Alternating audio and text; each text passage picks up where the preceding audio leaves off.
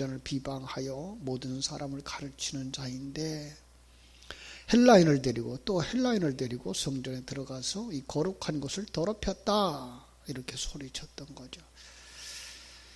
바울과 4명의 그 결례를 행했는 서원자들 들어가서 이제 한 주간 동안 이렇게 바울은 그 결례를 행했던 거죠. 결례를 마무리할 무렵 그 기간은 오순절 이렇게 지키기 위해서 오는 자들이 모이는 그런 절기. 유대인들은 그 6월절에도 모여서 제사를 드리고 오순절에도 모여서 제사를 드리고 그 다음에 이제 초막절에도 모여서 이제 제사를 드리는 1년에 3차례 남자들은 성전에 꼭 올라가는 그 절기를 다 지키고 있기 때문에 아마 사람들이 상당히 많이 모였을 거예요. 그때 이 아시아로부터 온 유대인들 많은 사람들은 그들은 디아스포라라 그러죠. 흩어진 유대인들 그럼에도 불구하고 그들은 유대인 절기를 지키려고 하는 사람들 그죠? 그들이 그 선민의식이 아주 강한 사람들이죠. 흩어서 살고 있지만 그들은 굉장히 선민의식을 가진 사람들이었고 그 때문에 그들은 아주 율법을 소중하게 여겼고 절기를 소중하게 여겼고 제사를 소중하게 여길 뿐만 아니라 1년에 3차례 멀리 있어도 예루살렘에 가서 제사를 드려야 할 정도로 그들은 성전을 신성화했던 그런 사람들인 것을 우리가 알 수가 있습니다. 어떤 면에서 예루살렘의 유대인들은 바울을 잘 몰랐을 거예요. 그렇죠? 벌써 그 예루살렘에서 크리스찬들을 핍박했던 그 사건 후에 적어도 한 20년 정도의 세월이 지났으니까 바울에 대해서 잘 알지 못했을 거예요. 그런데 불구하고 이 아시아에서부터 온 유대인 어떤 면에서 에베소에서 올라왔겠죠. 왜냐하면 에베소에서 이 사람들 바울 사도가 3년이나 한 곳에서 집중해서 가르치고 있었기 때문에 그 지역에서 바울의 활동을 그들은 알고 있었고 인물도 알 수 있었기 때문에 이렇게 얼른 예루살렘에서도 저 사람이 바울이다라는 걸 알았을 거예요. 그죠? 무리를 충동하죠. 무리를 충동합니다. 바울을 해하려고 하는 이 무리들의 그 포악함을 암시하는 단어죠. 제사장이나 레위인들이 아닌 유대인들이 들어갈 수 있는 이스라엘의 뜰이 있었죠. 그런데 불구하고 거기서 이제 충동을 하는 거예요. 그가 하나님의 선민이 이스라엘 백성들을 무시했다. 또 모세가 시내산에서 하나님께 받은 신성한 율법을 폐한다고 했다. 하나님의 성소인 성전을 거스렸다. 이렇게 아주 한마디로 거룩한 곳을 더럽힌 사람이다. 유대교를 망치려고 하는 사람들이다. 그렇죠? 요즘 우리가 느낀 바 그들이 개, 돼지를 참 부정하게 여기고 이방인들을 개, 돼지 취급했던 것처럼 여긴다 그러면 개 같은 놈이다 라고 소리를 쳤을 것 같아요. 그죠? 자, 그런데 그 사건은 어떻게 정리되어집니까? 29절이 설명하죠. 이는 그들이 전에 에베소 사람 드로비모가 바울과 함께 시내에 있음을 보고 바울이 그를 성전에 데리고 들어갔던 것이라고 생각했던 것, 단순한 추측이었다라는 얘기. 사람을 해하려고 하는 데에는 이런 단순한 추측들, 요즘들 참 뉴스를 정확히 우리가 믿을 수가 없는 시대가 됐죠. 이게 무척 무서운 시대입니다. 이제는 거짓말을 거짓말이라 그래도 거짓말이라고 말할 수 있는 사람이 없어요. 그렇게 받아들이는 사람이 없어요. 우리 어린 시절에 양치기 소년이라는 이야기가 있었죠. 그죠? 양치기가 심심하니까 동네 사람들 향해서 소리치죠. 늑대가 나타났다. 도와달라. 동네 사람들이 그냥 몽둥이 가지고서는 이 소년 있는 대로 달려오는 거예요. 근데 거짓말이었죠. 한 번 그러고, 두 번 그러고, 세 번 그러고, 나중에 어떻게 돼요? 아무리 그가 정말 늑대가 나타나서 소리쳐도 아무도 도와주러 오는 자가 없었던 거죠. 이 나라가 지금 그렇게 되어져 가는 것 같아요. 이 뉴스가 정확해지는 시대가 아니에요. 아무나 막말하고 아무렇게나 막말하고 아니면 말고가 되어버린 시대예요. 정말 그러면 안 되는데, 이 뉴스는 정확해야 되어지고 정보는 정확하게 전달되어져야 되는데 지금 그러지 못하는 시대에 우리가 살아가고 있어요. 그런데도 불구하고 충동하는 대로 사람들이 끌려간단 말이에요. 이 상황 그대로인 거예요. 그죠? 순간적으로 단순한 오해가 아니라 바울을 죽이고 싶은 사람들. 그죠? 그래서 이방인들에게 복음을 전하지 못하게 하고 유대인들에게 복음을 전하지 못하게 하려고 하는 이 사단적 역사, 아주 굉장히 고의적이고 사악한 자들의 행위인 것을 우리는 알 수가 있습니다. 이것은 어떤 면에서 고의적일 수 있는 거죠. 바울 사도는 그 터무니없는 거짓 증언에 의해서 지금 어려움을 당하게 되는 거죠. 사실 확인도 하지 아니하고 깊이 해보지도 아니하고 충동하는 이들을 따라서 충동적인 소리를 외쳐대는 그 목소리들, 말이죠. 여기서 우리는 내가 하는 말이 얼마나 소중한가, 내가 하는 말이 어떤 사람에게 어떻게 영향을 끼칠까 우리 좀 생각해 봐야 될 시간이라고 생각합니다.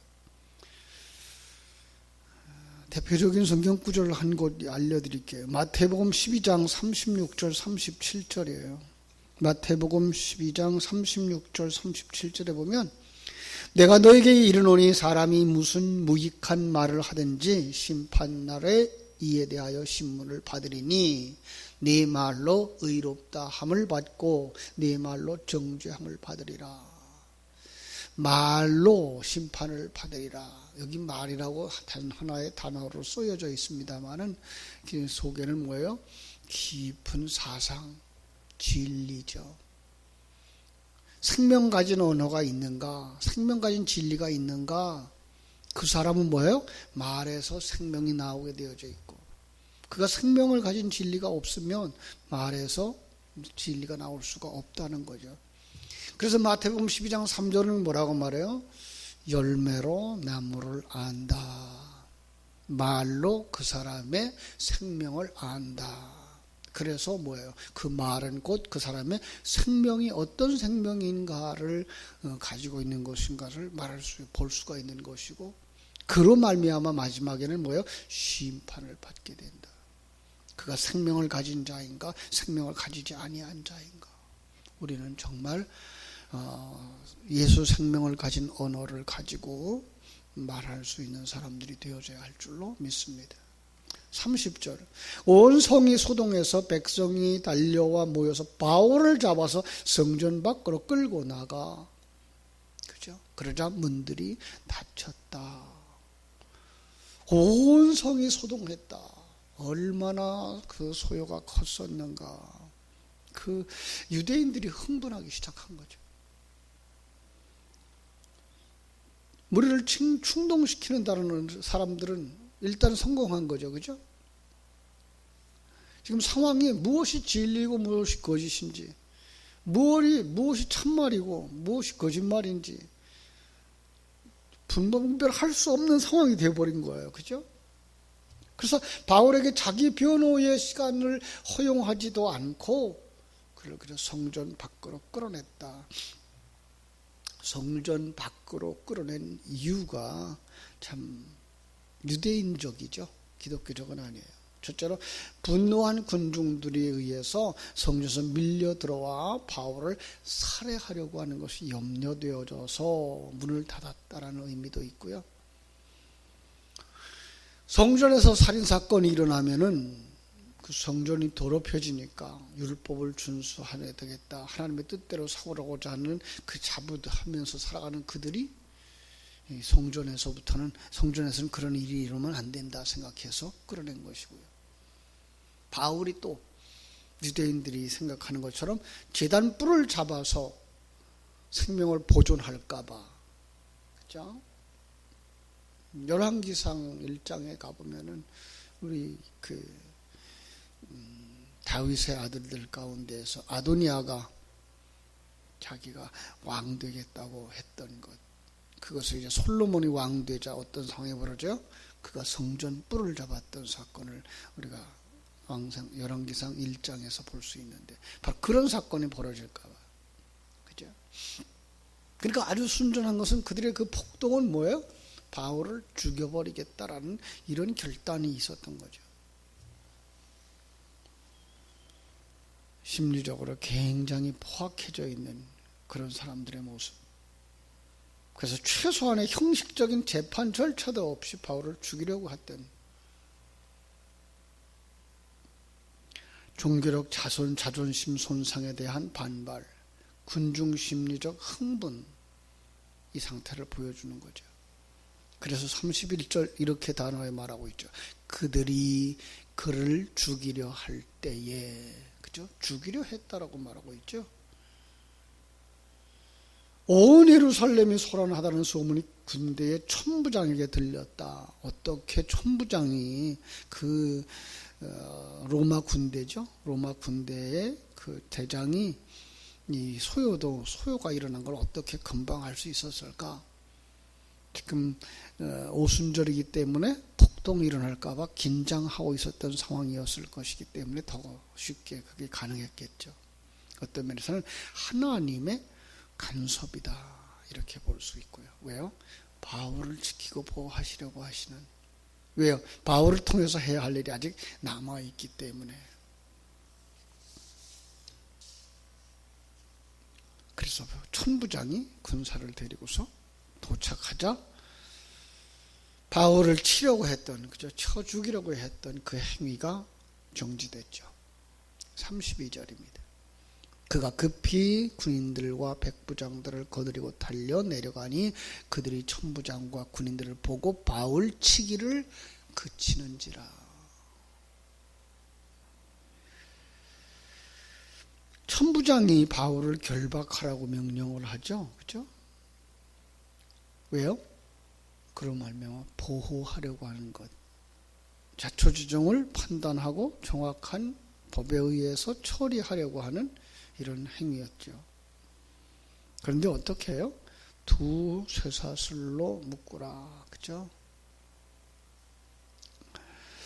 33절. 두 쇠사슬로 결박하라. 두 쇠사슬 무슨 의미일까요? 마치 요즘 범죄에서 그를 수사하려고 하는 사람들이 용의자를 데리고 갈 때 어떡합니까? 양쪽에서 데려가죠. 근데 그 당시에는 어떻게 했는가 하면 양쪽에서 군인들이 수갑을 채듯이, 그죠? 쇠사슬로 양쪽에서 묶었던 것을 우리가 생각해 볼 수가 있을 것입니다. 그리고 천부장이 다시 그들에게, 소유하는 무리에게 물어봅니다. 바울, 왜 이러는가? 그랬더니 무리들이 너무 소란스러워서 이 사람들은 이 말하고 저 사람들은 저 말하고 정확하게 지금 왜 자기들이 동요되고 있는지조차도 알지 못하는 상황인 것을 우리가 알 수가 있습니다. 이때에 우리 35절 36절 바울이 층대에 이를 때에 무리의 폭행으로 말미암아 군사들에게 들려갔다. 얼마나 그들이 폭력적이고, 그죠? 백성들이 바울을 죽이려고 덤벼들었던 모습을 볼 수가 있습니다.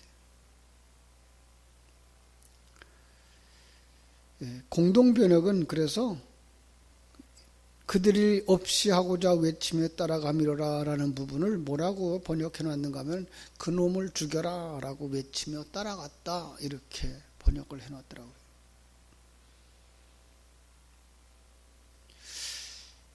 참 이 무리들에 의한 소란, 우리도 경험하지 않습니까?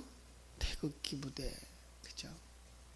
그런가 하면 지금도 광화문에서 무리지어서 이 나라가 바로 되게 해달라고 외치고 있는 크리스찬들의 모임. 거기에 모였던 수십만, 수백만의 사람들, 정확하게 뭔가를 모르고도 그럴 수도 있더라는 거예요. 그게 얼마나 사람들을 크게 어지럽히는지 몰라요. 바울이를 데리고 영내로 들어가려고 할 때, 여기 영내는 어딜까요? 그것은 바로 그 천부장들의 그 머무는 그곳이죠. 그죠? 그래서 거기로 들어가려고 하자,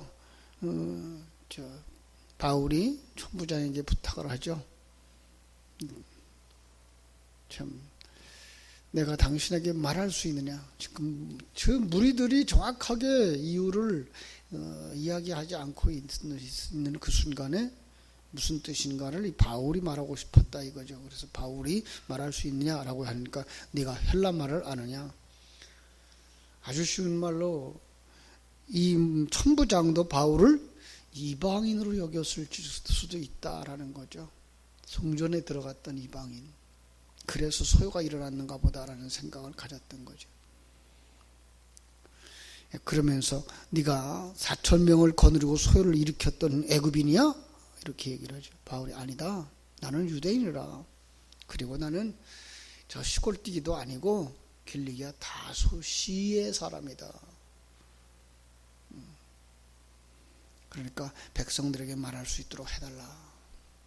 그래서 이제 백부장이 허락하자 바울이 충대 위에 서서 백성들에게 조용하라고 손짓을 하는 모습까지가 오늘 본문이었습니다.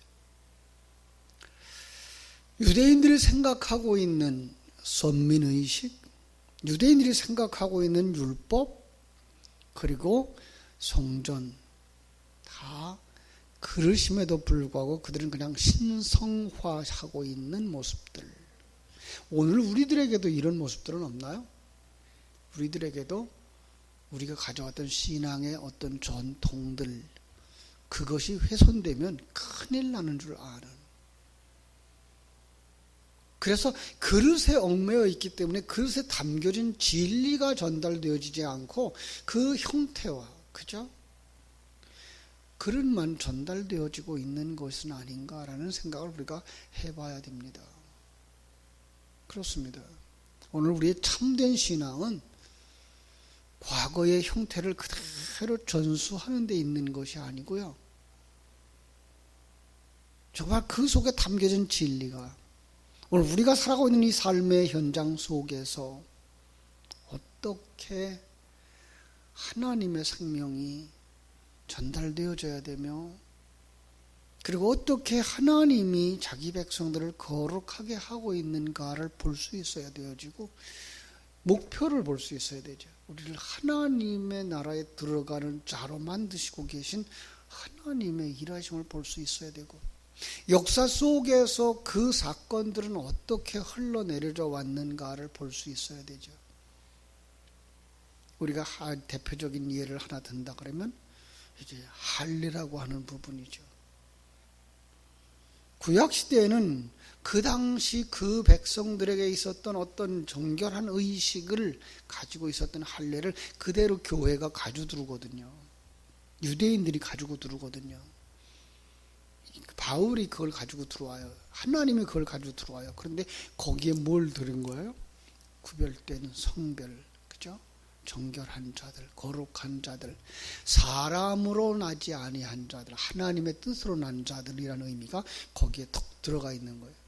그 부분을 잃어버리고 할례만 그대로 따라오면서 행해야 된다라고 생각하고 있는 게 뭐예요? 그게 유대교적인 지금 폭동의 원인들이었던 것이고요. 오늘 우리가 가지고 있는 종교의 어떤 형식들도 그럴 수 있다는 거예요. 그걸 통해서 실제로 우리를 어떤 거룩함으로 이끌어 가려고 했고, 세상과 구별된 사람들로 만들어서 하나님의 사람으로 온전케 하려고 했던 그 의식들이 내용은 전달되지 아니하고 그 의식만 전달되어졌을 때, 그래서 로마 캐톨릭 교회자 천주교회가 지금 가지고 있는 머리에 수건을 쓰는, 여자들이 머리에 수건을 쓰는 행위 같은 것들을, 그렇죠? 그런 것들은 의미도 없이 그냥 지금 계속 그렇게 되어지고 있는 거죠.